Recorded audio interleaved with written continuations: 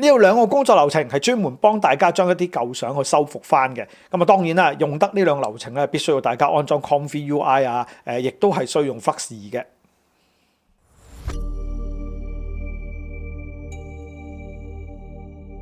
呢度會同大家介紹兩個工作流程。第一個呢個係透過呢個叫框嘅 VLM 啊，嚟到去將你俾佢嘅圖片嘅內容，跟住轉翻做 Flux 2嘅專用嘅提詞嚟到去製作呢張相片修復嘅。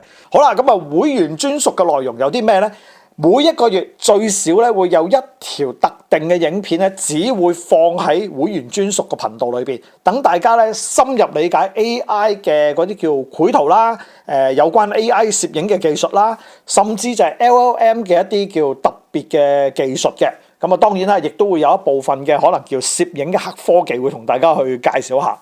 另外就係話，我哋會最新第一時間將相關 AI 嘅技術同大家分享翻嘅。當然啦，仲有啦嚇，一啲叫幕後花絮啦，即係我做呢啲影片嘅時候一啲過程啦嚇，甚至可能係有少少 NG 啊，或者我一啲唔係幾想出街嘅內容啦。